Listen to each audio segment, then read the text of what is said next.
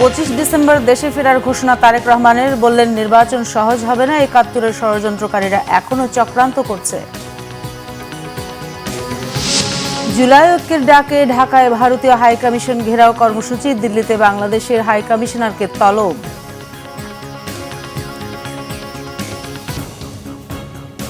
দেখছিলেন crown cement সংবাদ শিরোনাম, এবার বিস্তারিত। 25 ডিসেম্বর দেশে ফিরছেন বলে নিজেই জানালেন বিএনপির ভারপ্রাপ্ত চেয়ারম্যান তারেক রহমান। আগামী নির্বাচনে জনগণের ভোটে নির্বাচিত হয়ে সরকার গঠনের আশাবাদ ব্যক্ত করেন তিনি। লন্ডনে বিজয় দিবস উপলক্ষে আয়োজিত আলোচনা সভায় তাকে বিদায় জানাতে নেতাকর্মীদের বিমানবন্দরে ভিড় না করার অনুরোধ জানান বিএনপির ভারপ্রাপ্ত চেয়ারম্যান। বলেন, স্বপ্ন দেখিয়ে স্বৈরাচার সরকার বিলিয়ন বিলিয়ন অর্থ পাচার করেছে। বিএনপি স্বপ্ন দেখাতে বিশ্বাসী নয়, বিএনপি বিশ্বাস করে স্বপ্ন বাস্তবায়নে। নেতাকর্মীদের ঐক্যবদ্ধ থাকার আহ্বান জানিয়ে তিনি বলেন, সামনের দিন খুব সহজ হবে না। তারেক রহমান বলেন, বিএনপি দৃঢ়ভাবে বিশ্বাস করে আগামী নির্বাচনে দেশের মানুষের সমর্থনে সরকার গঠন করতে সক্ষম হবে দলটি। দেশের বিরুদ্ধে এখনও চক্রান্ত অব্যাহত আছে উল্লেখ করে ষড়যন্ত্র প্রতিহতে দেশের মানুষকে সচেতন ও সজাগ থাকার আহ্বান জানান তিনি। 25 তারিখে ইনশাআল্লাহ আপনাদের দয়া আল্লাহর রহমতে আমি দেশে ফিরে যাব। কিন্তু এখানে উপস্থিত, এই ঘরে উপস্থিত প্রত্যেকটি মানুষের কাছে আমার অনুরোধ, দয়া করে কেউ আপনারা এয়ারপোর্টে সেদিন যাবেন না। কারণ এয়ারপোর্টে গেলে একটি হট্টগোল তৈরি হবে এবং মানুষ জানবে যে এরা সব বাংলাদেশি এবং দেশের সুনাম নষ্ট হবে, দলের সুনাম নষ্ট হবে। যারা সেদিন এয়ারপোর্টে যাবেন না, আমার আজকের এই অনুরোধ যারা রাখবেন, আমি ধরে নিব তারা দল এবং সর্বোপরি দেশের সম্মানের প্রতি মর্যাদা রাখবেন।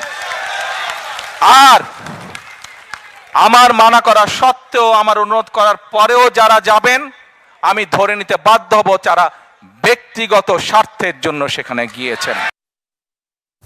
প্রধান উপদেষ্টা ডক্টর মোহাম্মদ ইউনূস বলেছেন, শ্রমশক্তি রপ্তানি ক্ষেত্রে বড় বাধা দালালদের প্রতারণা ও সিন্ডিকেট। এই সংকট দূর করতে সরকার কঠোর হচ্ছে বলে জানিয়েছেন তিনি। আন্তর্জাতিক অভিবাসী দিবস উপলক্ষে রাজধানী ওসমানী স্মৃতি মিলনায়তনে আয়োজিত অনুষ্ঠানে তিনি কথা বলেন।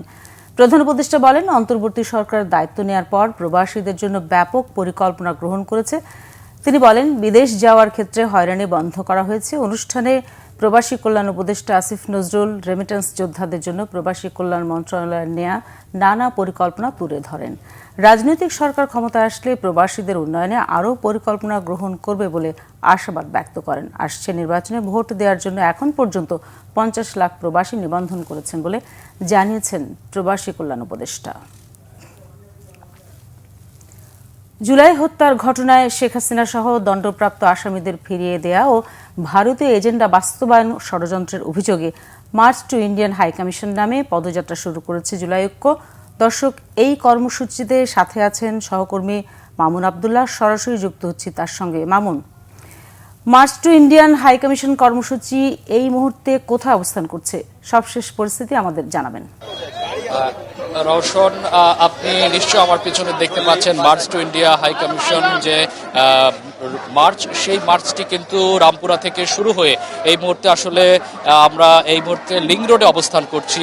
বাড্ডা লিং রোডে এখানে পুলিশের ব্যারিকেডের মুখে পড়েছে এক স্তরের ব্যারিকেড, কিন্তু জুলাই ঐক্য যারা আছেন, জুলাই ঐক্যের যারা নেতারা আছেন, কর্মীরা আছেন, তারা কিন্তু পুলিশের ব্যারিকেড ভেঙে এই মুহূর্তে আসলে আরেকটি পুলিশের ব্যারিকেডের সম্মুখীন হয়েছেন এবং সেখানে কিন্তু তারা অবস্থান নিয়েছেন। পেছনে আপনি দেখতে পাচ্ছেন যে পুলিশের জল কামান থেকে শুরু করে সব ধরনের ট্যাঙ্ক থেকে শুরু করে সব ধরনের প্রস্তুতি কিন্তু রাখা হয়েছে যে তাদেরকে কোনো মতেই ইন্ডিয়ান হাই কমিশনের উদ্দেশ্যে কিন্তু তাদেরকে যেতে দেবে না বলে জানিয়েছেন। পুলিশের বেশ কয়েক স্তরের হাজার হাজার পুলিশ সদস্য কিন্তু এখানে তাদেরকে ব্যারিকেড দিয়ে রেখেছেন। প্রথমে এক স্তরের নিরাপত্তা কিন্তু ভেঙে তারা সামনের দিকে অগ্রসর হয়েছেন। এখন এই জুলাইয়ের যে ঐক্য, তারা কিন্তু এই আপনার জুলাই আপনার গুলশান লিং রোডে তারা এখানে রাস্তায় অবস্থান করছেন। জুলাই ঐক্যের নেতারা আগে মুহূর্তে আসলে বক্তব্য রাখছেন যে তাদের আসলে পরবর্তী করণীয় কি হবে।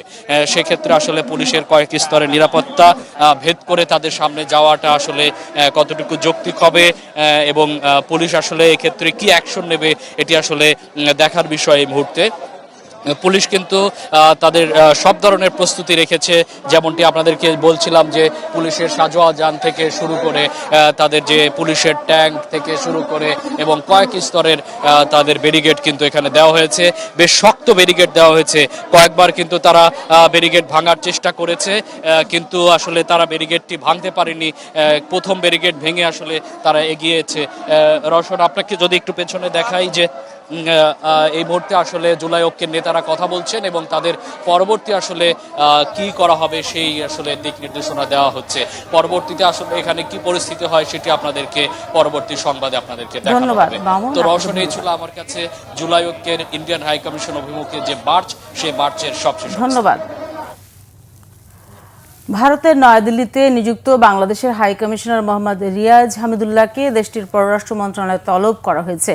দুপুরে তাকে ভারতীয় পররাষ্ট্র মন্ত্রণালয়ে ডেকে পাঠানো হয়। ঢাকায় নিযুক্ত ভারতীয় হাই কমিশনকে লক্ষ্য করে হুমকি এবং বাংলাদেশি রাজনৈতিক নেতাদের ভারত বিরোধী উস্কানিমূলক বক্তব্যের প্রতিবাদ জানাতেই এই তলব বলে ভারতীয় পররাষ্ট্র মন্ত্রণালয়ের এক বিবৃতিতে জানানো হয়েছে। এদিকে ঢাকায় ভারতীয় ভিসা আবেদন কেন্দ্র বন্ধ রাখার ঘোষণাও দিয়েছে নয়াদিল্লি। আজ দুপুর 2টা থেকে ভিসা কেন্দ্র বন্ধ রয়েছে। ইন্ডিয়ান ভিসা অ্যাপ্লিকেশন সেন্টারের এক বিবৃতিতে বিষয়টি জানানো হয়। তবে কতদিন ভিসা কেন্দ্র বন্ধ থাকবে তা জানানো হয়নি। যে সমস্ত ভিসা আবেদনকারী বুধবারের জন্য স্লট বুক করেছিলেন তাদের জন্য নতুন তারিখ ও সময় দেওয়া হবে বলে জানানো হয়েছে। গুম ও শতাধিক হত্যার অভিযোগে সাবেক সেনা কর্মকর্তা জিয়াউল আহসানের বিরুদ্ধে অভিযোগ আমলে নিয়ে আগামী 21 ডিসেম্বর শুনানির দিন ধার্য করেছে আন্তর্জাতিক অপরাধ ট্রাইব্যুনাল 1। বুধবার সকালে আন্তর্জাতিক অপরাধ ট্রাইব্যুনালের রেজিস্ট্রারের কাছে এই অভিযোগ দাখিল করেন প্রসিকিউটর শাইখ মাহদি।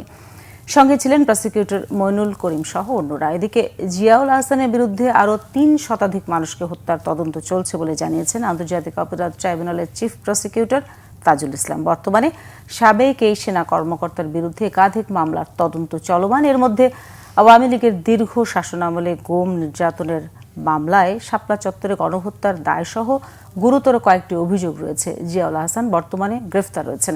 এদিকে ইন্টারনেট বন্ধ করে গণহত্যায় সহায়তায় মামলায় পলাতক আসামি সজীব ওয়াজেদ জয়ের বিরুদ্ধে রাষ্ট্রনিযুক্ত আইনজীবী নিয়োগ করা হয়েছে। পরবর্তী শুনানি 7 জানুয়ারি। এছাড়া জুলাই আন্দোলনের সময় কারফিউ জারি করে গণহত্যার পরিকল্পনা মামলায় সালমান এফ রহমান ও আনিসুল্লাহকের বিরুদ্ধে অভিযোগ গঠনের শুনানি চলছে। দর্শক, এই ছিল এখনকার মতো। পরের সংবাদ সন্ধ্যা 6টায়। এর আগে 5টায় রয়েছে নিউজ টপ 10 দেখার আমন্ত্রণ রইল। ধন্যবাদ সবাইকে।